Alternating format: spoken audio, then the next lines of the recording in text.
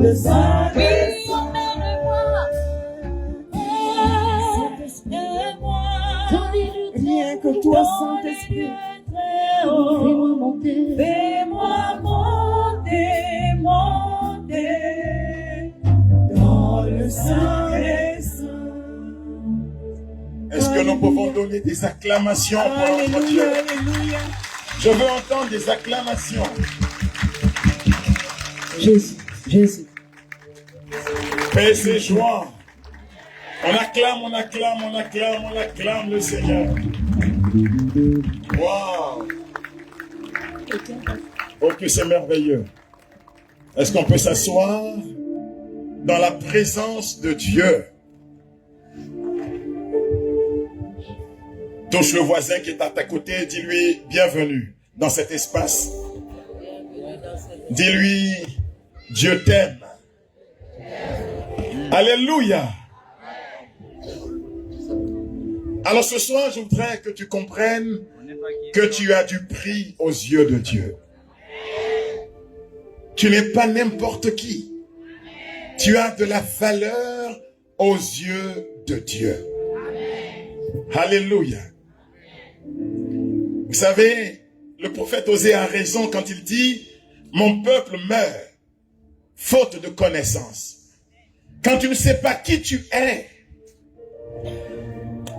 manipulé par l'ennemi. Mais je voudrais qu'après l'enseignement de ce soir, tu revendiques tes droits de fils de Dieu, de citoyen du royaume de Dieu. Alléluia. Est-ce qu'il y a des enfants de Dieu ici? On acclame très fortement le Seigneur.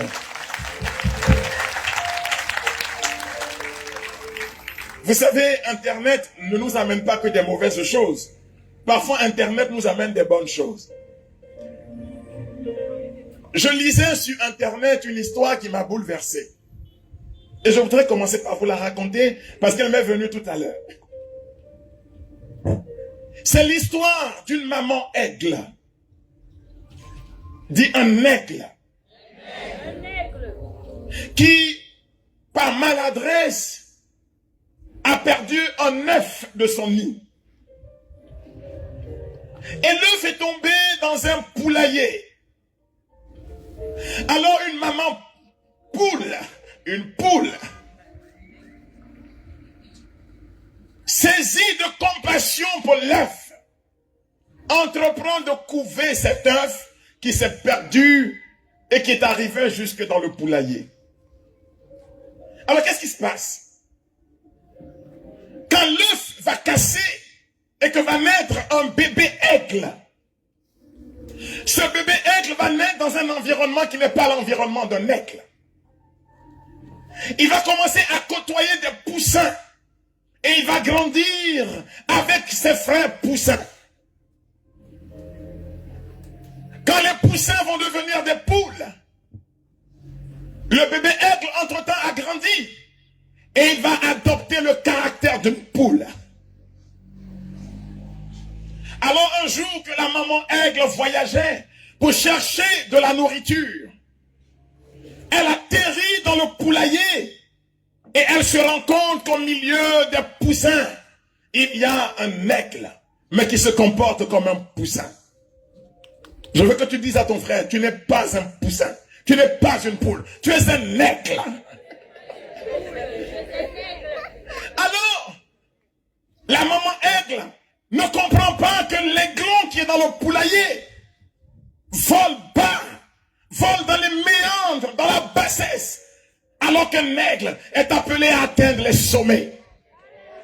Alors, la maman aigle va abandonner les poussins.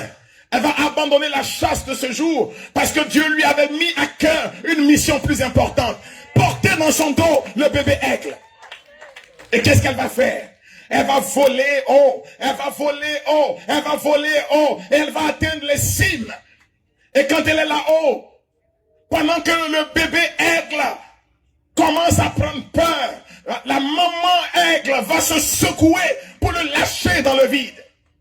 C'est alors qu'en se débattant dans les airs, il va découvrir qu'il n'était pas une poule, mais qu'en lui, il y avait des gènes pour aller dans les hauteurs, qu'il était un aigle. Quand tu ne sais pas qui tu es, tu te comportes comme une poule. Mais quand tu sais qui tu es, tu voles comme un aigle. Et je veux dire à quelqu'un qu'au sortir d'ici, tu voleras comme un aigle. Quand vous lisez dans le livre de l'Apocalypse, en parlant de la Vierge, de la femme, la Bible dit que les deux ailes de l'aigle furent données à la femme pour qu'elle vole haut. C'est pour ça qu'elle domine sur tout ce qui ne vient pas de Dieu. Et nous sommes les enfants de la femme. Nous ne sommes pas des poules, nous sommes des aigles. Nous avons pour patrie la hauteur. C'est pourquoi le grand signe de l'Apocalypse dit que la femme est apparue dans les cieux. Est-ce que quelqu'un m'a suivi? Est-ce qu'il y a des gens ici qui veulent rejoindre leur vocation d'aigle et quitter les choses d'en bas pour rejoindre les choses d'en haut? Quitter les choses d'en bas pour aller vers les choses d'en haut. Gloire à Dieu. La deuxième histoire que j'ai lue concernant toujours l'aigle, toujours sur internet et qui m'a édifié, et qui nous amène ce soir à rechercher notre identité. Tu dois dire à Dieu, mais qui suis-je? Qui suis-je, Seigneur? Dans le psaume 8e, la Bible dit au verset 6, qu'est-ce que l'homme, Seigneur, pour que tu penses à lui? Et t'as-tu posé la question de savoir qui tu es? Cette histoire nous parle de l'aigle et du corbeau. Dis, je refuse d'être un corbeau. Je suis un aigle. Je suis un aigle. Je suis un aigle. Je suis né de celui qui a dit, le ciel est mon trône et la terre un escabeau sous mes pieds. Mon père est dans les hauteurs. Donc je suis un aigle. Je ne suis pas un corbeau. Vous savez que de tous les animaux, le plus téméraire qui attaque l'aigle, de tous les oiseaux, il y a un oiseau qui attaque l'aigle. Souvent, il s'appelle le corbeau. Dis, corbeau. Alors quand le corbeau attaque l'aigle, l'aigle ne perd pas son temps à riposter. Parce que quand vous savez qui vous êtes, vous ne ripostez pas à tout. Pendant que le corbeau attaque l'aigle, vous savez ce que fait l'aigle? L'aigle va dans son domaine de prédilection, la hauteur. Plus le corbeau l'attaque, et plus l'aigle monte au haut. Et plus le corbeau est préoccupé par l'attaquer, et plus l'aigle monte au haut. Mais quand l'aigle atteint les sommets, le corbeau ne peut plus avoir d'oxygène. Vous comprenez? Et qu'est-ce que le corbeau fait? Il tombe et il meurt. Tous tes ennemis tomberont par terre quand tu te lèveras vers les hauteurs. Tous tes ennemis tomberont quand tu te lèveras vers les hauteurs. Ils t'ont combattu jusqu'à maintenant parce que tu ne savais pas qui tu étais. Parce que je voudrais te dire ce soir que ce combat ne sera plus ton combat, mais quelqu'un combattra pour toi. Oh. Alors ce soir, nous allons réfléchir sur un texte, un thème qui nous a été proposé par le comité. Éphésiens, le chapitre 1er, le verset 7. Est-ce que tu peux dire à ton frère, assieds-toi bien et écoute. Il y a des bonnes paroles ce soir qui vont changer le cours de ta vie. Non, dis-lui ça. Dis-lui ça. Il y a des paroles ce soir qui auront la puissance de changer le cours de ta vie. J'aime beaucoup le prophète Amos. Le prophète Amos dit qu'un temps va venir. Vous savez, quand vous êtes enfant de Dieu, l'ennemi court, mais le temps sera toujours de votre côté. L'ennemi semble prendre de l'avance, mais à la fin, il vous trouvera sur la ligne d'arrivée. Le prophète Amos dit qu'il y a un temps pour l'ennemi, mais il y a un temps pour les enfants de Dieu. Dans Amos au chapitre 8, le verset 11, il dit un temps viendra où les hommes auront faim et soif. Est-ce qu'il y a des gens ici qui ont faim et soif? Si vous avez faim et soif, ce moment est votre moment. Parce que Dieu est le Dieu qui va vous désaltérer. Il dit il y aura un temps où des gens auront faim et soif. Mais ils n'auront plus faim et soif de nourriture qui périt. Mais ils auront faim et soif d'entendre la parole de Dieu.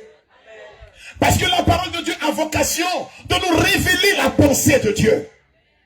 Si tu veux connaître la pensée de Dieu, il te faut entrer dans le mystère de la parole de Dieu. Car Dieu est dans sa parole et sa pensée se dévoile par sa parole. Ce soir, tu as besoin de sa parole. Vous savez, il y a 3 choses pour lesquelles Dieu a créé l'homme. C'est Saint Augustin qui nous dit cela. Premièrement, Dieu a créé l'homme pour que l'homme connaisse Dieu. Tu dois le connaître. Mon but à moi est de le connaître. Je veux te connaître. Est-ce que quelqu'un peut dire, Seigneur, je veux te connaître? Qu'est-ce que quelqu'un peut dire, Seigneur, je veux te connaître? Celui qui connaît Dieu peut aller à la deuxième étape des raisons pour lesquelles Dieu a créé l'homme. Dieu a créé l'homme pour que l'homme connaisse Dieu, mais Dieu aussi a créé l'homme pour que l'homme aime Dieu. Or, on ne peut pas aimer ce qu'on ne connaît pas. Y a-t-il ici des gens qui aiment ce qu'ils ne connaissent pas? C'est que vous êtes étrange. Personne ne peut aimer ce qu'il ne connaît pas. Dieu a créé l'homme pour que l'homme connaisse Dieu, et par ricochet pour que l'homme aime Dieu. Mais la troisième raison pour laquelle Dieu a créé l'homme, il a créé l'homme pour que l'homme adore Dieu. Si tu ne connais pas Dieu, tu ne peux pas aimer Dieu. Et si tu n'aimes pas Dieu, tu ne peux pas adorer Dieu. Car le parfait amour bannit la crainte. Moi, je ne sers pas Dieu parce que j'ai peur de Dieu, parce que j'ai peur de l'enfer, mais je sers Dieu parce que j'aime Dieu. Et j'aime Dieu parce que je connais Dieu. Mon but est de le connaître. En Jean 14, au verset 8 et 9, quand Philippe a entendu Jésus dire, je suis le chemin, la vérité et la vie, et quelque temps plus tard, il leur a dit qu'il s'en va. Alors Philippe lui dit, mais tu ne pars pas comme cela. Tu ne pars pas avant d'avoir résolu le problème de l'homme. Montre-nous le Père, et cela nous suffit. Qu'est-ce qu'il a dit? Montre-nous le Père, et cela nous suffit. Quand Philippe a posé cette préoccupation à Jésus, Jésus a dit, Philippe, ça fait si longtemps que je suis avec toi. Ça fait si longtemps que je suis avec toi. Oh Philippe, tu ne me connais pas. La préoccupation de Jésus, c'est que tu le connaisses ce soir. Mon but est de le connaître. Quel est ton but ce soir? Quel est ton but ce soir? Philippe était là, en Jean au chapitre 2, quand ils étaient à Cana et que l'eau fut changée en vin. C'était le premier miracle de Jésus. Ce jour-là, Marie avait obtenu 2 choses de Jésus. Premièrement, elle avait obtenu que l'eau soit changée en vin. Mais deuxièmement, elle avait obtenu que le temps de Dieu s'accomplisse. Car Jésus avait dit, mon heure n'est pas venue. Mais quand Marie entre en scène, l'heure de Dieu arrive toujours. Philippe était là. Il avait vu ce miracle. Mais il ne connaissait pas Dieu. Mon but à moi est de le connaître. Quel est ton but? Les miracles ne suffisent pas. Mais je veux entrer dans quelque chose, dans la dimension de la connaissance de Dieu. Quel est ton but ce soir? Si tu connais Dieu, tout devient possible pour celui qui le connaît. Il a dit, je ne vous appelle plus serviteur, parce que le serviteur ne connaît pas, il ne sait pas ce que veut le maître. Mais moi, je vous appelle ami, parce que tout ce que j'ai appris de mon Père, je vous l'ai fait. Je vous l'ai fait. Je vous l'ai fait. Quand vous devenez amis de Dieu, c'est parce que vous le connaissez. Et si vous connaissez Dieu, vous obtenez de Dieu tout ce que vous voulez. Car Dieu ne refuse rien à ceux qui sont ses amis. Quelqu'un m'a suivi? Quel est ton but ce soir? Quel est ton but ce soir? Pourquoi es-tu ici? Parce que tu veux une guérison? Non. Parce que tu veux un miracle? Non. Parce que tu veux une délivrance? Non. C'est parce que tu veux d'abord le connaître. Et si tu le connais, le miracle viendra jusqu'à toi. Tu n'iras pas au miracle. Le miracle viendra te trouver là où tu es. Est-ce que quelqu'un m'a suivi? Philippe était là, en Jean au chapitre 3, quand Nicodème a dit à Jésus, oh maître, rabbi, nul ne peut faire ce que tu fais si Dieu n'est pas avec lui. Je voudrais dire à quelqu'un que rien n'est impossible à Jésus. Nicodème l'a reconnu. Nul ne peut faire ce que tu fais. Tu n'es pas un maître comme les autres maîtres en Israël. Tu n'es pas un rabbi à la manière des autres rabbis. Tu es quelqu'un. Dis à ton frère, Jésus c'est quelqu'un. J'ai pas entendu. J'ai pas entendu. Nul ne peut faire ce que tu fais si le Père n'est pas avec lui. Si Dieu n'est pas avec lui. Philippe a vu Nicodème confesser la foi et se mettre à genoux devant Jésus. Mais Nicodème, et pourtant Philippe ne le connaissait pas. Quel est ton but ce soir? Quel est ton but ce soir? Quand tu sauras qui est Jésus, et quand tu sauras par le miroir de qui est Jésus, qui tu es. Parce que Dieu nous a fait pour que nous soyons à l'image de son Fils. Pour que Dieu aime en nous ce qu'il aimait dans son Fils. Oh. Quand tu sauras qui tu es, parce que tu auras su qui est Jésus, les choses ne seront plus comme avant. Dis à ton voisin, regarde-moi un peu. Ça fait un moment qu'on est assis l'un à côté de l'autre. Regarde-moi. Pour une fois, permets-moi de te dire, sais-tu qui je suis? Dis-lui, prends le temps de me regarder. Parce que ce qui se passera en moi tout à l'heure sera grand. Je ne serai plus le même. Je ne serai plus le même. Je ne serai plus le même. Prends un stylo écrit. À cette heure où tu me regardes, tu as vu un spécimen de moi. Mais quand nous finirons ce soir, tu verras un autre spécimen de moi. Amen. Un autre moi-même. Un autre moi-même. Philippe, ça fait si longtemps que je suis avec toi et tu ne me connais pas. Philippe était là en Jean chapitre 4. Ils étaient à la piscine où la Samaritaine était venue puiser de l'eau. Nous étions devant le puits de Jacob. Et ce jour-là, Jésus parle à la Samaritaine et lui dit, femme, fais-moi venir ton mari. Elle dit, mais je n'ai pas de mari. Jésus lui dit, sur cela tu dis vrai. Parce que tu en as eu 4 et celui avec qui tu es n'est pas ton mari. La femme est partie en courant. Elle dit, venez, sortez. Jean de Libreville. Non, pardon. Jean de Porto Novo. Oh, Port-Gentil. Jean de Port-Gentil. Sortez. J'ai vu quelqu'un qui m'a dit tout ce qui concerne ma vie. N'est-il pas le Messie? Alors les gens sont venus en courant. Et puis quand ils ont entendu Jésus, ils ont dit à la femme, ce n'est plus à cause de tes paroles que nous croyons, mais maintenant nous-mêmes, nous l'avons entendu et nous savons qu'il est le Saint de Dieu. Il est le Saint de Dieu. Philippe était là. Il était témoin de cet événement. Et pourtant, Jésus dit, Philippe, tu ne me connais pas. Tu ne me connais pas. Le but, c'est de me connaître. Le secret, c'est la connaissance de Dieu. Philippe était là. En Jean chapitre 5, nous sommes à la piscine de Bethsaïde. Et ce jour-là, il y avait des malades. Ils étaient couchés là, au bord de la piscine. Je veux dire à quelqu'un qui est venu parce qu'il est couché dans sa vie, c'est-à-dire il est désespéré dans sa vie. Les autres vont plus vite que lui, c'est son sentiment. Les autres atteignent le but, mais lui, jamais il n'obtient un résultat de ce qu'il recherche. Je veux te dire, patience. Je veux te dire patience. Dieu est en train de se lever dans ta vie. Il est en train de se lever dans ta vie. Il y avait là un homme.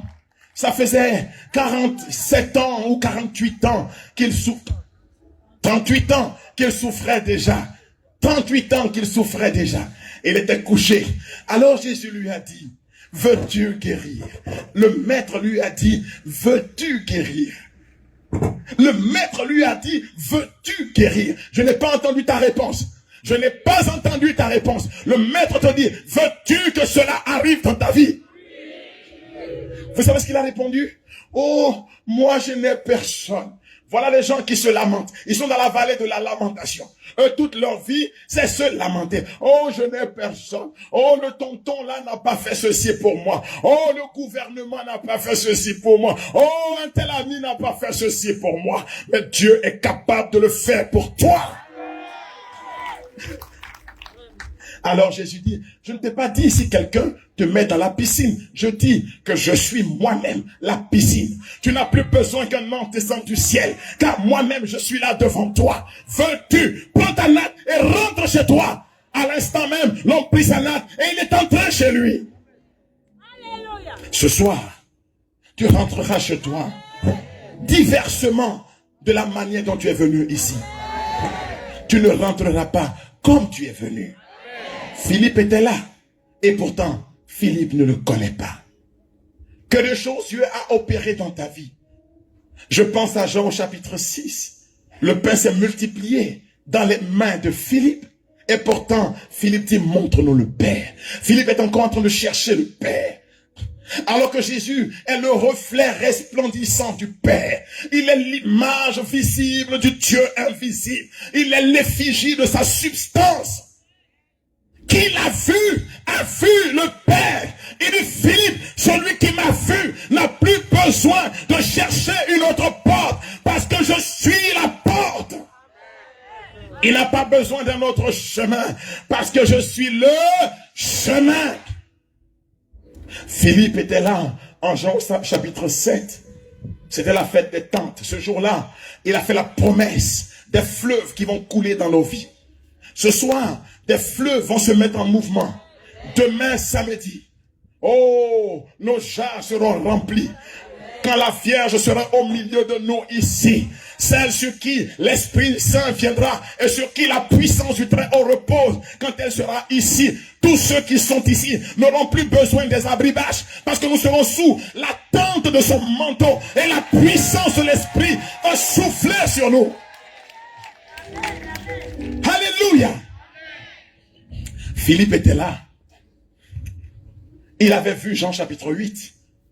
Cette femme prise en flagrant délit d'adultère que Jésus a relevée et de laquelle il a chassé 7 démons et qui va devenir le témoin de sa résurrection. Philippe était là. Philippe sait ces choses. Philippe était là particulièrement en Jean chapitre 11. Parce que ça me plaît ça. Il était devant le tombeau de Lazare. Lazare, l'ami de Jésus, était mort. Si vous êtes ami de Jésus, là où le démon met un point, Jésus met une virgule. Il dit l'histoire continue. Ça ne s'arrête pas. Les gens sont allés dire à Jésus, ton ami est mort. Jésus dit non, cette maladie ne l'emportera pas. Quand il est arrivé devant le tombeau de Lazare, Marthe, la sœur de Lazare, et Marie viennent en courant. Elles pleurent. Elles lui disent, mais si tu avais été ici, notre frère ne serait pas mort. Jésus, les voyant pleurer, est pris de compassion, d'émotion. Il coule des larmes. Mais il dit, mais il n'est pas mort. Mon ami n'est pas mort. Quand vous êtes ami de Dieu, vous ne mourrez pas. Ce n'est jamais fini. Il dit, il dort. Les souffrances que tu as traversées, les épreuves que tu as connues sont un temps, une parenthèse dans ta vie. Mais Dieu n'a pas dit que c'est la fin de ton histoire. Il connaît la fin de ton histoire. Quelqu'un m'a suivi? Quelqu'un m'a suivi? Vous savez, Dieu connaît toujours la fin du film de ta vie. J'ai un de mes fils dont la fille est chantre. Elle est très populaire. On l'appelle Geneviève Prou. Mon ami, c'est Prou. Ce frère-là, ce fils à moi, quand on était plus jeune, il aimait regarder un film et il vient regarder le même film avec vous. Donc, pendant que vous êtes dans le stress, pendant que vous êtes angoissé, lui, il vous dit, non, non, non, faut pas avoir peur. Voilà comment ça va se passer. Il vous raconte la suite. Mais c'est ce que fait Dieu. Dieu connaît la suite de ton histoire. Tu t'agites parce que tu ne sais pas de quoi demain est fait. Mais comme dit le cantique, tes lendemains sont entre ses mains. Dis à ton voisin, demain et après-demain est entre ses mains. Est-ce que je peux continuer d'avancer? Si tu veux que j'avance, si mon père avance. Nous sommes venus dans une arène de la parole. Hein. C'est la parole qui va tout faire pour toi. Parce que la parole, ce n'est pas quelque chose. La parole, c'est quelqu'un. La parole, c'est Jésus lui-même. Peut-être que les gens vont dire qu'on devant le tombeau de Lazare, il sent déjà. Ça veut dire pour les hommes, c'est fini. Mais Jésus dit, Lazare, sors. Tu entendras ton nom retentir dans sa bouche. Et du tombeau, il te fera sortir. Je voudrais ce soir que tu saches qui tu es. Et le thème de cet enseignement que j'ai préparé par cette longue introduction est tiré de Éphésiens, le chapitre 1er, le verset 7. Écoutez ce que dit la parole de Dieu. Car par le sacrifice du Christ, nous sommes délivrés du mal. Nous sommes délivrés du mal. Et nos péchés sont pardonnés. Nos péchés sont pardonnés. Dieu nous a ainsi manifesté la richesse de sa gloire. Dieu nous a ainsi manifesté la richesse de sa gloire. En lui, dans la version qui m'a été donnée, c'est écrit comme ça, en lui, nous avons la rédemption et le pardon pendant la rédemption par son sang. Éphésiens 1, le verset 7. En lui, nous avons la rédemption par son sang.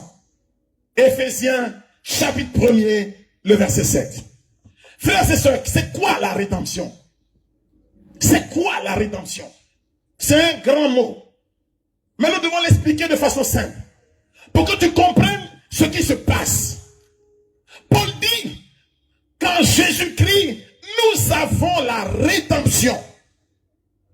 Le mot rédemption, c'est un mot technique. Mais que vous pouvez remplacer tout simplement par rachat. Rédemption, ça veut dire racheter. En lui, nous sommes rachetés. Ça veut dire quoi? Ça veut dire que tu étais dans la main de quelqu'un qui était propriétaire de toi, mais il est venu te prendre dans cette main et il te fait sortir de cette main. On t'a racheté. Tu n'es donc plus la propriété et l'esclave de personne. Dis, je refuse. Tu n'as pas entendu? Dans l'Ancien Testament, on rachetait ou un esclave ou la dette d'un parent. Il y avait deux occasions pour racheter. Quand quelqu'un est esclave de quelqu'un, tu viens le voir et tu lui dis, ton esclave, tu l'as acheté à combien? Il te dit, je l'ai acheté à 100 000 francs gabonais. Tu dis, moi je te propose 200 000 francs gabonais. Il n'est plus ton esclave, il passe sous ma propriété. On appelle ça un rachat. Quelqu'un m'a suivi? Rédemption, ça veut dire, je suis venu et j'ai payé ce qu'on te doit pour que ce que tu as en main ne t'appartienne plus. Tu l'as payé à un prix, mais moi je le paye à un prix plus fort pour le prendre dans tes mains. C'est un rachat. Il y avait une loi qu'on appelle la loi du Lévirat. Si j'ai épousé la femme, j'ai pris pour femme la femme de mon frère décédé, je prends ses avantages, mais je prends aussi ses dettes. Quand vous êtes héritier de quelqu'un, vous prenez ses avantages, mais vous prenez aussi ses crédits. C'est pourquoi héritage, ce n'est pas bon. Les gens, les chasseurs d'héritage, dis à ton frère d'héritage, il y a un problème.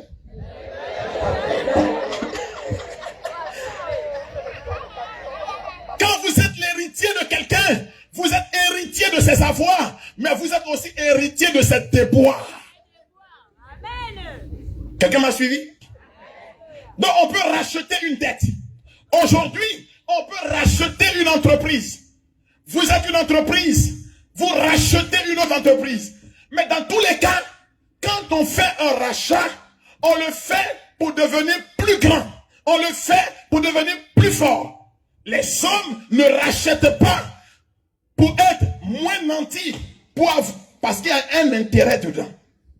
Celui qui rachète, rachète par intérêt.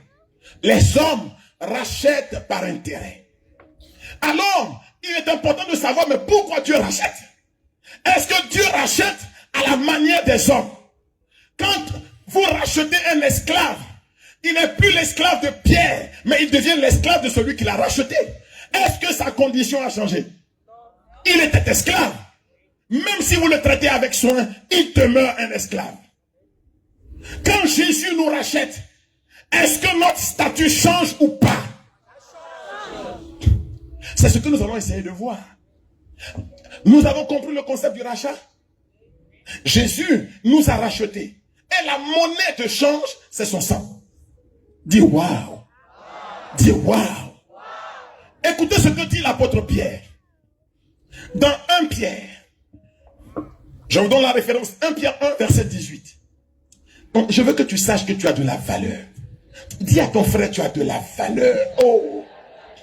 Parce qu'il y a des gens qui marchent dans la vie comme s'ils ne valaient rien. Dis, je refuse. Dis, je refuse.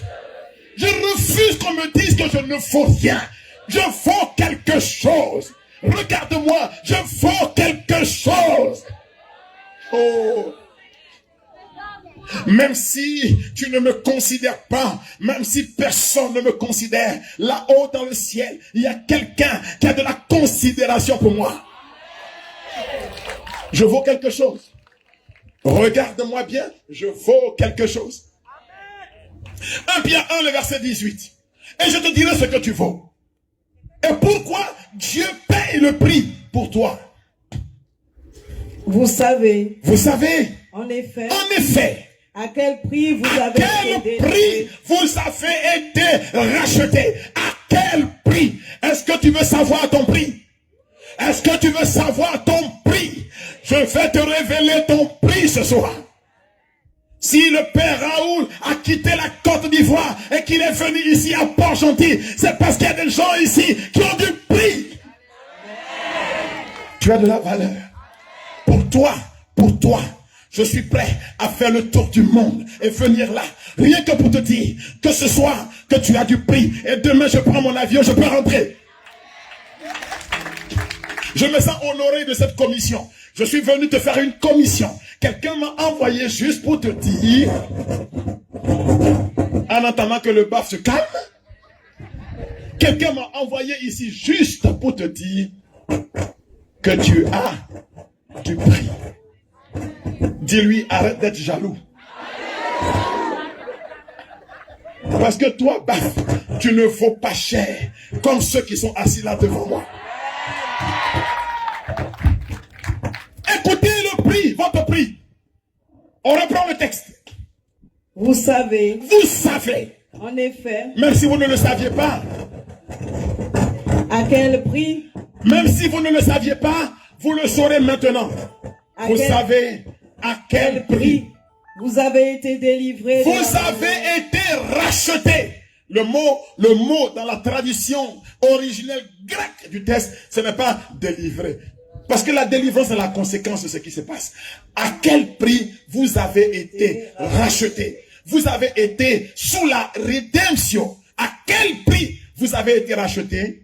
De la manière de vivre insensée. De l'inutile manière de vivre.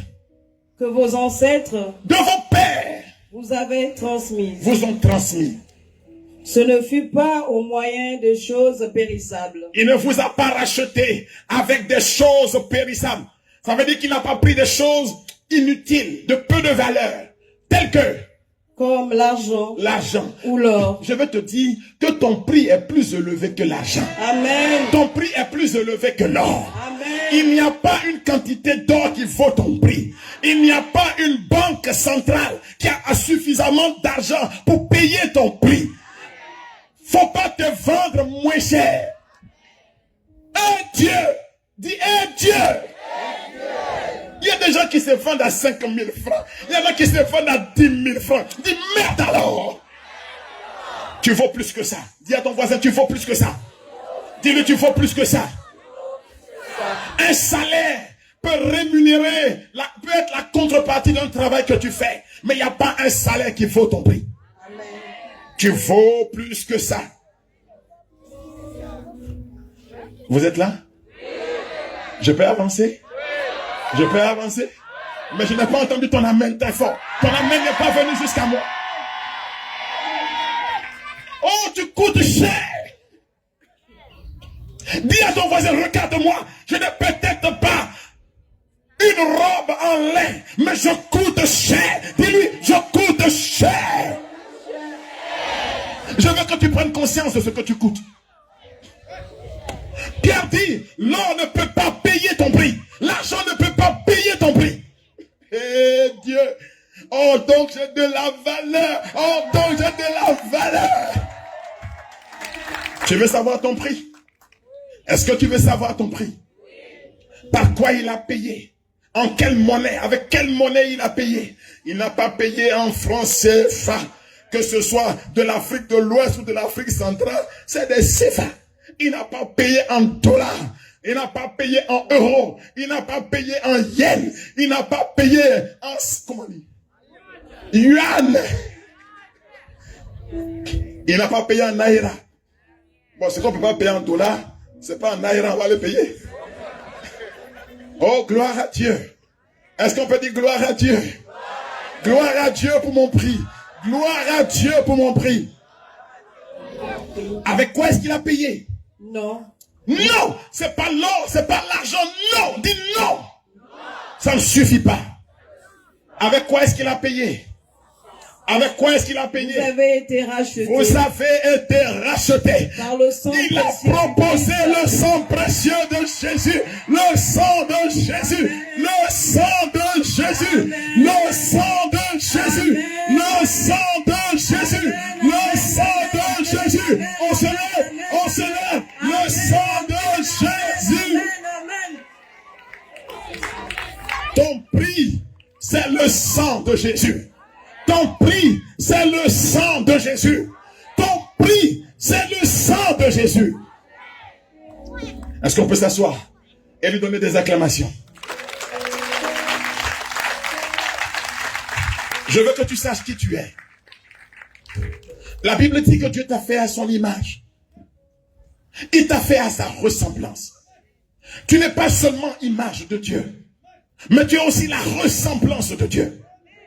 Vous savez, quand une femme accouche et que vous allez à l'hôpital pour la voir, même si l'enfant a 1,5 kg, il vous suffira de lui dire que l'enfant ressemble à son père pour que l'enfant soit beau. Mais si l'enfant a 10 kilos même à la naissance, que vous lui dites, mais cet enfant te ressemble à toi, vous avez eu des problèmes. Un enfant n'est pas beau en raison de son poids à la naissance. Mais un enfant est beau en raison de l'image qu'il reflète. Est-ce qu'il a l'image de son père? Même si ce père a une tête allongée, même si ce père est un buveur, un ivrogne, sur ce moment-là, ce que la maman attend, c'est que tu lui dises que cet enfant est l'enfant de son père. Parce qu'en disant cela, il n'y a pas de suspicion sur elle. Ça veut dire qu'elle était une femme intègre. Quelqu'un a compris? Un enfant doit ressembler à son père. Même s'il prend tout de sa mère, je te donne un conseil entre nous. Dis, il ressemble à son père. Si vous ne voulez pas de problème, ici à Port-Gentil, ne parlez pas trop. Même si les oreilles sont les oreilles de la mère, le front est le front de la mère. Trouvez que la dentition est la dentition du papa. Je vous préviens. N'allez pas chercher des problèmes. Et le ciel a fait une déclaration. Le ciel a dit que tu es l'image de Dieu. Que tu es la ressemblance de Dieu. Donc tu es le fruit de Dieu. Tu es l'œuvre des mains de Dieu. Tu es l'œuvre de son désir. Et nous sommes image de Dieu, parce que Dieu nous a donné la faculté de comprendre et d'interpréter les choses. Nous sommes sa ressemblance, parce qu'il nous a donné la faculté d'aimer comme Dieu aime. Deus carita est. Dieu est amour, et toi aussi tu es amour. Amen. Tu es l'image de ton Père. Tu es la ressemblance de ton Père. Dieu, vous voyez, il a créé toutes les choses que vous voyez autour de vous avec une parole. Il a dit que la lumière soit. Et la lumière fut. Mais quand il s'est agi de créer l'homme que tu es, il y a eu dans le ciel une convocation des 3 personnes de la Trinité. Le Père était là, le Fils était là, le Saint-Esprit était là. Bon, je n'étais pas là-bas, hein, mais j'essaie de vous raconter comment ça s'est passé. Les 3 personnes qui constituent la Trinité Sainte se sont assis. Ils n'ont pas fait les choses à la va-vite. Ils ont dit, entre eux, faisons. Il n'a pas dit faisons le ciel. Il n'a pas dit faisons la lune. Il n'a pas dit faisons le soleil. Mais quand il s'est agi de l'homme, il fallait que les 3 se concertent. Tu as le fruit de la concertation à l'intérieur de la Trinité. Ils ont dit faisons. À notre image et à notre ressemblance. Quand on dit que l'homme est à l'image de Dieu, à la ressemblance de Dieu, il faut que tu comprennes bien. Ça veut dire que le Père a dit, il doit être comme moi. Le Fils a dit, oui, il sera comme toi, mais il doit être aussi comme moi. Le Saint-Esprit a dit, oui, il sera comme toi le Père, oui, il sera comme toi le Fils, mais il doit aussi être comme moi. De telle manière qu'en le regardant, on voit en lui le Père, on voit en lui le Fils, on voit en lui le Saint-Esprit. Est-ce que quelqu'un m'a suivi? Tu es né de la Trinité. Même si un père ne t'a pas reconnu, on s'en fout. Dis on s'en cabas. C'est un mot ivoirien. On s'en fout. Même si ta mère t'a jeté dans la poubelle, on s'en fout. Même si quelqu'un s'est levé et qui t'a dit, oh c'était un accident, on s'en fout. On s'en fout. Quand le Seigneur est apparu à Jérémie, il a dit à Jérémie, avant que tu ne naisses au ventre maternel, avant que tu ne naisses dans le ventre de ta mère, moi, je te connaissais. Je veux dire à quelqu'un qui m'entend ici, qu'avant que ton père et ta mère ne se rencontrent dans l'amour, tu étais déjà né. Tu es né dans la pensée de Dieu. Tu es né dans le vouloir de Dieu. Ton père c'est Dieu. Ta mère c'est Dieu. Ta vie c'est Dieu. Si ton père t'abandonne, si ta mère t'abandonne, lui Dieu, il ne t'abandonnera jamais. Vous comprenez pourquoi il peut nous racheter? Est-ce que vous êtes en train de comprendre pourquoi il peut nous racheter? Tu n'es pas n'importe qui. Tu n'es pas n'importe qui. Oh, ce soir, merci Seigneur de m'aider à comprendre que je ne suis pas n'importe qui. Je me suis tellement négligé. Et là maintenant tu me révèles que je suis un être exceptionnel. Je comprends pourquoi pour moi tu donnes mission à tes anges pour qu'ils descendent ici et qu'ils me portent sur leurs ailes. Quand j'étais petit, au lycée où j'allais, les enfants des boss, dis le boss. Mais je ne sais pas si ce mot existe ici, le boss. C'est ceux qui, les un peuistes, ceux qui ont un peu. Leurs enfants venaient à l'école en voiture et le chauffeur les déposait. Et nous autres qui venions à pied, on disait ah! Et puis un jour, en terminale, j'ai compris que je ne venais pas à pied. J'ai compris que moi, je venais à dos d'ange, que les anges de Dieu m'amenaient au cours. C'est en terminale que j'ai été bouleversé. Ce que je vous dis là, je le sais depuis que j'ai 18 ans. Alléluia. Amen. Que quand j'avance, je n'avance pas de moi-même. Parce qu'il est écrit en Proverbe chapitre 6, à partir du verset 21, que quand un pauvre marche, il pense qu'il va de lui-même. Mais c'est le Seigneur qui conduit ses pas. Oui, quand tu ne vas même pas en voiture, les anges de Dieu t'escortent cependant. Quelqu'un m'a suivi? Vous voyagez avec les anges et vous ne savez même pas. Tu es quelqu'un. Tu as de la valeur. C'est pourquoi Dieu n'a pas racheté des moutons et des cabris. Il n'est pas mort pour les moutons. Il n'est pas mort pour les cabris. Il n'est pas mort pour les gratte-ciel. Mais il est mort pour toi. Tu vaux plus que tout ça. Tu vaux plus que tout ça. Voilà pourquoi dans le psaume 8, à partir du verset 6, écoutez ce que dit la parole de Dieu. Bon, on acclame très fort le Seigneur pour la visite de notre pasteur. Acclame, acclame, lève-toi et puis acclame. Lève-toi et acclame. Lève-toi et acclame. Lève-toi et acclame.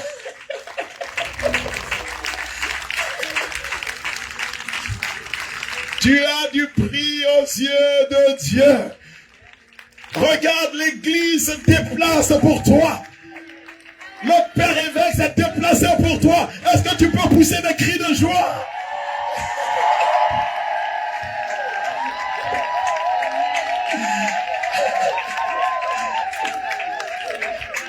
Mais acclame. Merci mon Seigneur, merci beaucoup. Voilà, mon Seigneur va nous bénir puis je vais continuer.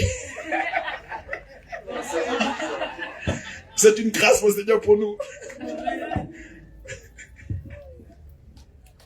Paix et joie de Christ. Paix et joie de Christ. Je suis venu de vous déranger, on dirait.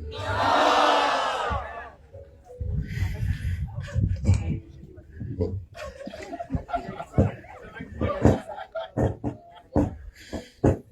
Alors, puisque nous sommes tous accompagnés d'un ange,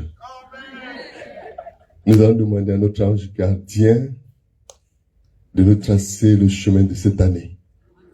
De tracer ce chemin pour qu'il n'y ait pas de pierre sur le chemin. Qu'il n'y ait pas de trou sur notre chemin. Que nous puissions aider les autres à vivre avec leur ange gardien.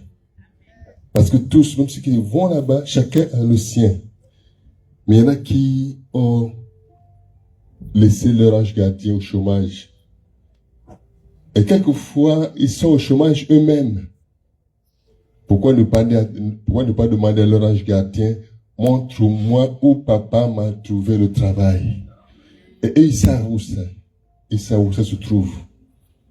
Alors nous allons demander au Seigneur de nous bénir en ce sens. Pour que nous puissions mieux conjuguer avec nos anges gardiens et faire la volonté de Dieu qui est vivant. Que le Seigneur de sa miséricorde, qui a voulu nous donner à chacun un ange gardien, nous bénisse et bénisse notre relation avec notre ange gardien, pour que de cette relation, le monde soit béni au nom du Père et du Fils et du Saint-Esprit. Amen.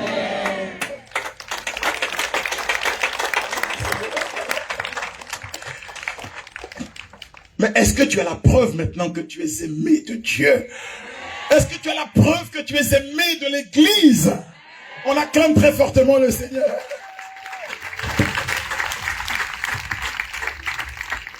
Nous sommes donc à l'image de la Trinité. Image de Dieu, ressemblance de Dieu. Nous sommes le produit de la concertation à l'intérieur de la Trinité. Faisons l'homme à notre image. Nous le faisons à notre ressemblance.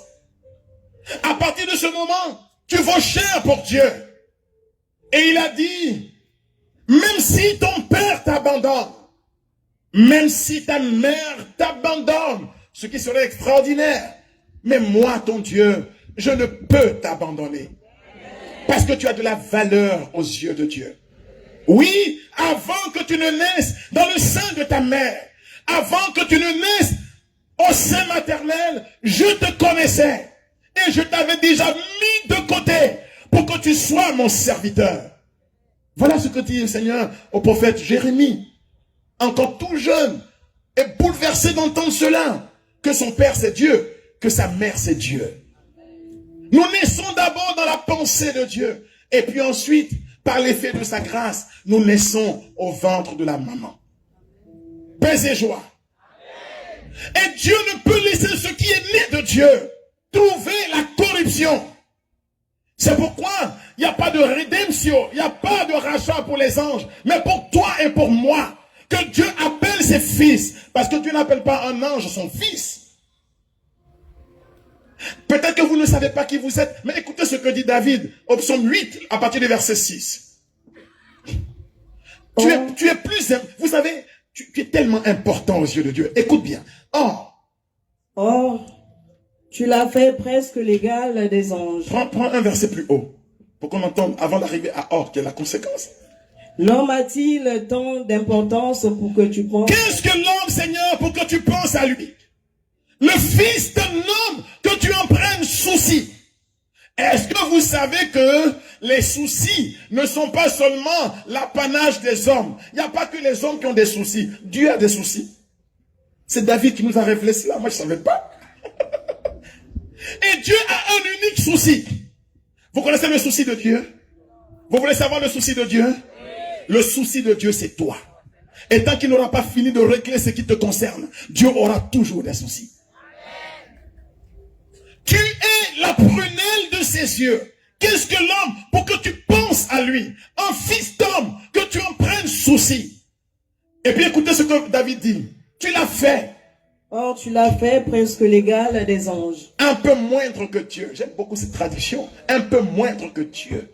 Tu l'as fait pas presque l'égal des anges. Une bonne traduction pour prendre la Jérusalem ou la Torah. Tu l'as fait un peu moindre que Dieu. Est-ce que vous connaissez une unité de valeur, de mesure, pardon, qu'on appelle un peu moindre que? Ça veut dire quoi un peu moindre que? Ça ne veut rien dire. En fait, David veut dire, tu l'as fait comme Dieu. Mais David a de la pudeur. Il n'ose pas dire que Dieu a fait l'homme comme Dieu. Mais plus tard, les théologiens vont le dire. Dieu s'est fait homme pour que l'homme devienne comme Dieu. Tu l'as fait comme Dieu. Un peu moindre que Dieu, c'est comme Dieu. Sachez, peut-être que vous ne le savez pas, que Dieu est le plus important. Mais après Dieu, c'est l'homme, pas les anges. Dans la hiérarchie des valeurs, aux yeux de Dieu, Dieu ne s'est pas incarné dans un ange. Un ange n'est pas capax Dei. Mais Dieu s'est fait homme. Parce que l'homme, ça a de la valeur aux yeux de Dieu. Excusez-moi. Entre l'enfant de la maison du boss et le personnel qui s'occupe de l'enfant du boss, qu'est-ce qui est important pour le boss? Mais c'est parce que le boss, c'est son enfant important, qu'il peut recruter un personnel pour son enfant. Or, le ciel, Dieu a recruté dans le ciel les anges pour qu'ils marchent devant toi. Est-ce que vous comprenez ce que vous êtes? Est-ce que, mon Seigneur nous a dit tout à l'heure, qu'ils ont été instruits des choses de Dieu pour nous mener sur les bons chemins? Bien sûr, parce que nous avons de la valeur. C'est pourquoi Dieu peut racheter l'homme. Avec quoi Dieu rachète l'homme? On a vu qu'est-ce que c'est que le rachat. On a vu pourquoi Dieu rachète l'homme. Parce que l'homme a du prix aux yeux de Dieu. Et il le rachète avec quoi? Il le rachète avec son sang. L'or n'est pas assez précieux pour le racheter. L'argent n'a pas assez de valeur pour le racheter. Il le rachète avec son sang. Mais qu'est-ce que c'est que le sang dans la pensée biblique? Dans le livre du Lévitique au chapitre 17, la Bible dit que l'âme de la chair est dans le sang. Donc le sang, dans la pensée biblique, c'est nous-mêmes. Dieu n'a rien pris pour payer pour nous, si ce n'est de se donner lui-même en garantie pour que toi, tu sois libre. Le montant que Dieu a payé pour que toi et moi nous soyons ici à Port-Gentil à 7 heures du soir pour écouter la parole de Dieu, c'est Dieu lui-même. Dieu a payé pour toi avec Dieu lui-même. Car l'âme de la chair est dans le sang. La valeur proposée pour que toi et moi nous soyons ici, c'est le sang. Allons-y lire ce qui est écrit dans Isaïe 53. Isaïe 53. Je veux que tu suives très bien cette parole de Dieu à partir du verset 3 jusqu'au verset 6. C'est pourquoi Jésus n'est pas mort d'une n'importe quelle mort. Il fallait qu'il soit vidé de son sang. C'est pourquoi à chaque Eucharistie, il nous propose son sang. Ta vie vaut le sang du Christ. Et tu as besoin du sang de Jésus pour être dans l'alliance avec Dieu, pour rester qui tu es. Écoutez ce que dit le prophète Isaïe. Isaïe 53, à partir du verset 3. Il était celui qu'on dédaigne, celui qu'on ignore la victoire, le souffre-douleur. Demain, on va prendre une autre version de la Bible. Ok? Nous l'avons dédaigné. Nous avons eu pour lui que du mépris. Les hommes ont eu pour lui du mépris. Écoutez bien. Nous l'avons compté pour rien. Pour les hommes, il ne valait rien. Comme quelqu'un qu'on n'ose pas regarder. Or, il supportait les maladies qui auraient dû nous atteindre. Ce qui aurait dû nous atteindre, il a porté sur lui. Il subissait la souffrance que nous méritions. La souffrance que tu méritais, Jésus l'a porté sur lui. Mais nous pensions que c'était Dieu qui le punissait ainsi, qui le frappait et l'humiliait. Pourtant, il n'était blessé que du fait de nos crimes. Tout ce qu'il a porté le jour de sa passion, il le portait à cause de toi. Regarde tout ce que Jésus a porté. Continue. Il n'était accablé que par l'effet de nos propres torts. Il a subi notre punition. Le châtiment que nous devrions subir, Jésus a accepté cela pour nous. Et nous sommes acquittés. Pour que toi, tu sois acquitté. C'est quoi la conséquence de ce que le Seigneur a fait? Vous savez, lui, il ne nous a pas rachetés pour augmenter son capital. Comme un chef d'entreprise rachète des entreprises concurrentes pour devenir encore plus grand. Et les maîtres les assujettis à lui. Il ne nous a pas rachetés à la manière d'un esclavagiste qui paye un esclave pour augmenter, lui, ses esclaves. Sans changer la condition de cet esclave. Parce que même s'il dort dans un lit moelleux, il est toujours esclave.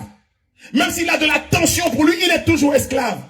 Or lui, quand il nous a rachetés, il nous dit en Jean le chapitre 8, le verset 36, si le Fils vous rachète, s'il vous rend libre, vous serez réellement libre. Il ne nous a pas rachetés pour augmenter son être Dieu, son pouvoir, mais il nous a rachetés pour que nous soyons enfants de Dieu, et nous le sommes. Amen.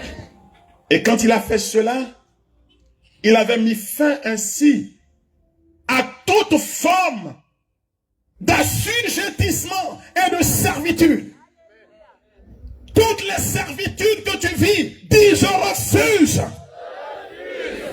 Parce que quelqu'un a déjà tout payé pour toi. Je voudrais vous partager ce soir quelques témoignages devant mon Seigneur. Parce qu'il ne faut pas accepter de devenir esclave quand vous avez été libéré.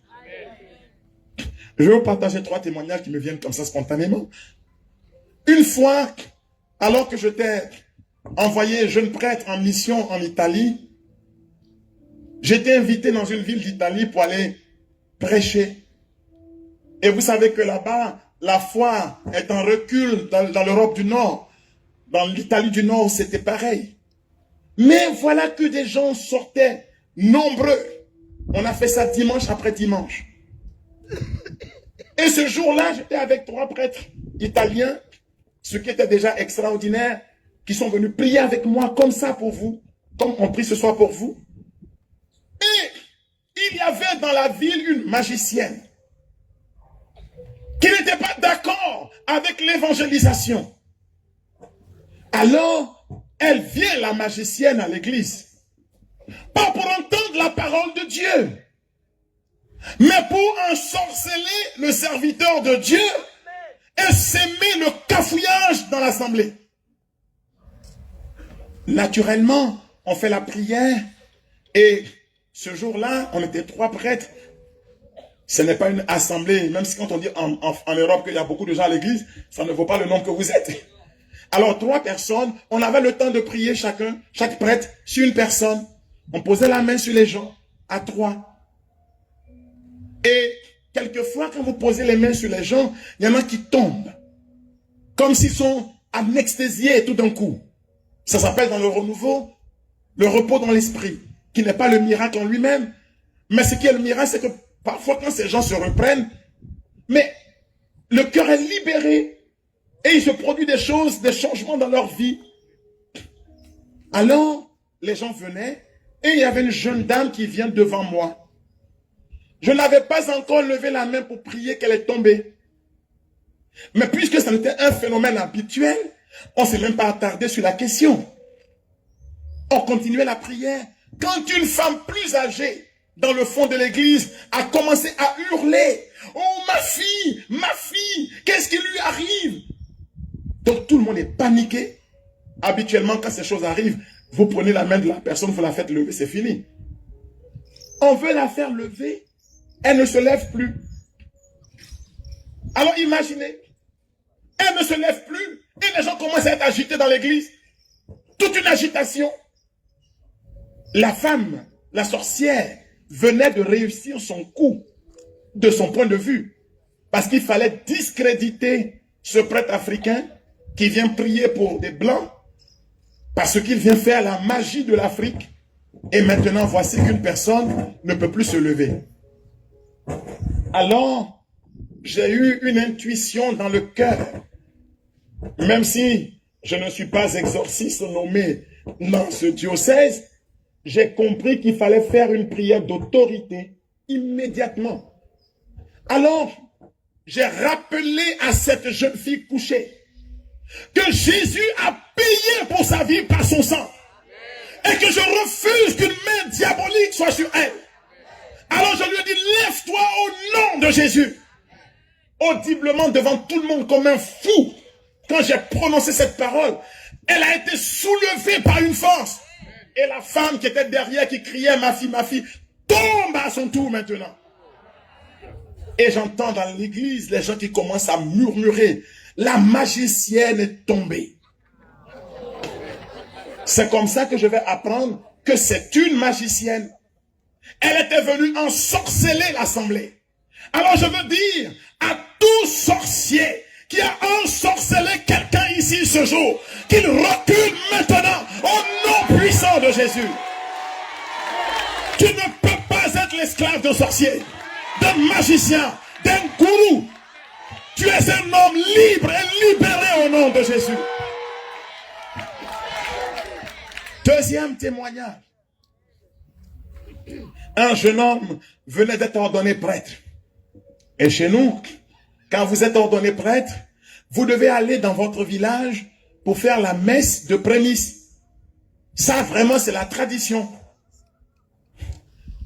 Et ce jeune prêtre s'en va dans son village pour faire la messe de prémices. Il est logé chez les sœurs. Vous savez, les maisons des sœurs, c'est parfois un peu compliqué. Vous trouvez le salon, après la cuisine, et il y a un couloir. Et les chambres des sœurs sont alignées. La supérieure, ainsi de suite, ainsi de suite. Et il y a une chambre dans laquelle les sœurs ont accepté de faire dormir le jeune prêtre. Il se repose vers 17 heures. Au moment d'ouvrir la porte de sa chambre, il y avait devant la porte un monsieur qui était arrêté là. Dès que le monsieur le voit, il enlace le prêtre. Et il commence à pleurer. Il dit, neveu, tu es mon neveu. Le prêtre ne l'a jamais connu. Mon neveu, il lui fait des bisous. Et le neveu aussi fait des bisous. Tonton, neveu, tonton. Après tout ce cinéma, neveu et tonton sortent, bras dessus, bras dessous. Et les sœurs les voient sortir, elles sont choquées. À quel moment cet homme est arrivé ici? Le portail est fermé. Les sœurs sont assises au salon. Personne n'a vu passer. Des sœurs sont dans la cuisine. Personne n'a vu passer. Qui lui a indiqué précisément la chambre de neveu. Les deux s'embrassent, ils s'enlacent. Quand le tonton s'en va, les sœurs sont choquées et demandent au jeune prêtre, mais à quel moment est-il arrivé ici? Alors le jeune prêtre étonné dit, mais c'est vous mes sœurs qui devez me dire qu'il l'a amené devant ma porte. Et l'oncle s'en va. Quelque temps après, la maman du jeune prêtre arrive. Le bruit avait déjà parcouru le village. Elle arrive et elle dit à son fils, mais est-ce que tu connais l'homme qui t'a embrassé en pleurs? C'est le plus grand sorcier du village. Alors le neveu, au lieu de s'affoler, tout content d'avoir un tonton qui a réussi au moins quelque part. Alors, le neveu dit à la maman, le fils dit à sa mère, mais j'ai un tonton qui a autant de réputation. Et la maman qui dit, toi, tu m'as fatigué toute ta vie. Maintenant que tu es prête, tu continues de me fatiguer, tu joues avec tout. Demain, tu ne vas pas te lever. Comment ça, demain, il ne va pas se lever? Demain, il doit dire sa messe. Le lendemain matin, l'enfant en question se lève et il n'avait qu'une seule idée dans la tête. Rencontrer ce tonton qui est si célèbre dans le village. Et puis arrive l'heure de la messe. On fait une belle célébration. Mais le jeune prêtre en question était distrait tout au long de sa propre messe de prémisse parce qu'il cherchait dans la foule le tonton. Et il n'y avait point de tonton dans la foule. Bon, à la fin, il s'est dit, puisque c'est un tonton, il est certainement occupé à organiser la réception. On va à la réception. À la réception, point de tonton. Et le jeune prêtre mangeait avec ses confrères prêtres qui étaient venus. Ça causait, ça riait. Et la maman, à un moment donné du repas, vient sur la pointe des pieds et puis elle commence à lui faire un peu de chantage. Tu sais, je suis ta mère. Le jeune prêtre dit, oui, mais tu es ma mère, je sais. Tu sais, à la maman, on dit tout. Bon, lui, c'est pas où elle va en venir. Mais oui, à la maman, oui, on dit des choses. Dis-moi, au séminaire, là, on vous donne des pouvoirs là-bas. Alors le jeune prêtre dit à sa maman, mais qu'est-ce que ça veut dire on nous donne des pouvoirs là-bas? Oh, tu sais, je suis ta mère. Dis-moi, tu vois clair, tu vois? Mais maman, je te vois. Non, non, non, non, tu sais ce que je veux dire? Est-ce que votre affaire là, il n'y a pas un peu de... Non, maman, on n'est pas des sorciers quand même. Oh, tu sais quoi? Ton oncle, depuis ce matin, il ne peut pas se lever. Il est couché. Il pleure. Il dit qu'il a mal ici. Il dit qu'il a mal là. Il dit qu'il a mal là. Que tout magicien qui se lève dans ta vie soit frappé au nom de Jésus. Est-ce que tu comprends ce que je suis en train de te dire? Jésus t'a libéré. Tu es un homme libre. Que tout envoûtement soit brisé sur ta vie. Que toute force qui limite ton avancement soit brisée dans ta vie. Que toute maladie jetée par un sort soit brisée par Jésus. Parce qu'il a déjà tout payé pour toi. Il s'est chargé de nos maladies. Par ses meurtrissures, nous sommes guéris. Qu'il t'apporte la paix. La paix à tes enfants. La paix à ta famille. La paix sur ta maison. Qu'il remette debout tout ce qui était couché. Qu'il répare tout ce qui avait été endommagé. Aujourd'hui, demain et pour les siècles des siècles. Amen. Alléluia, on acclame très fortement le Seigneur.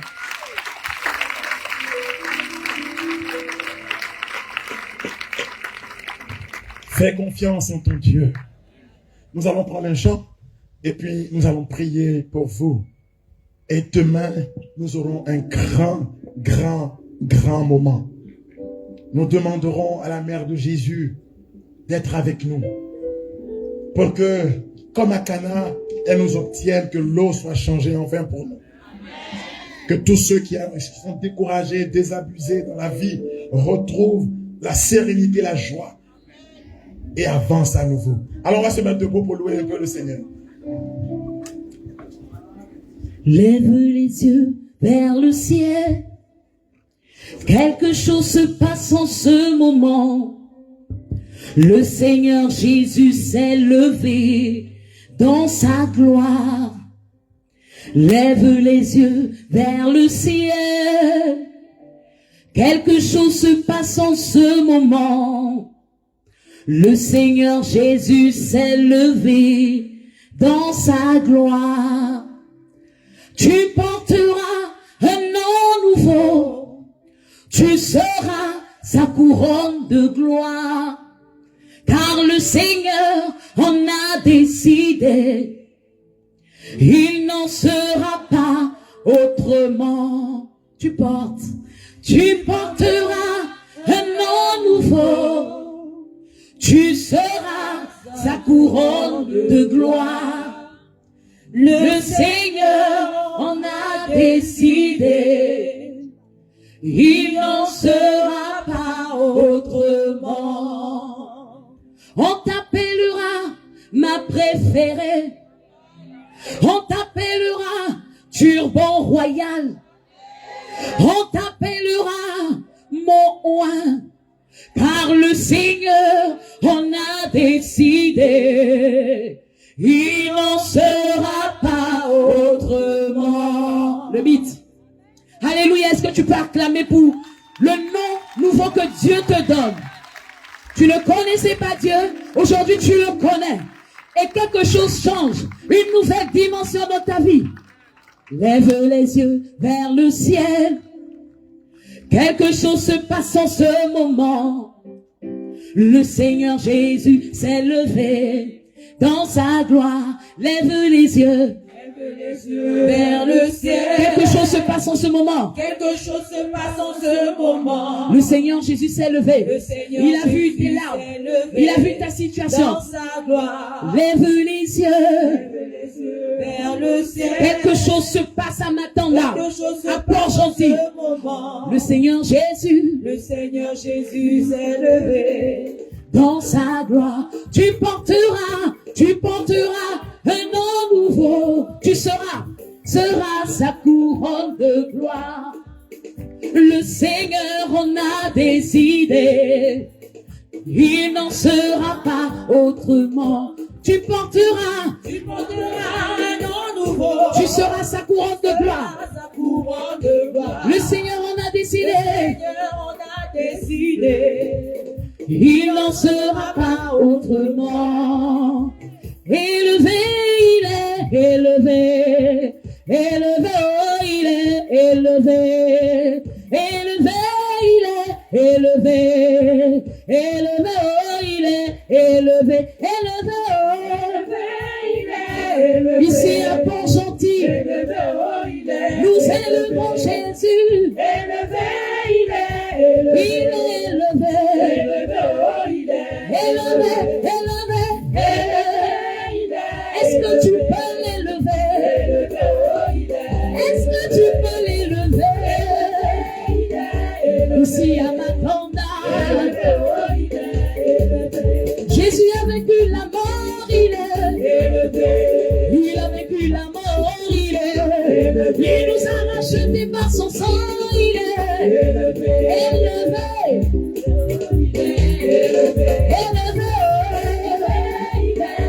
Est-ce que tu peux l'élever, bien-aimé? Élevé.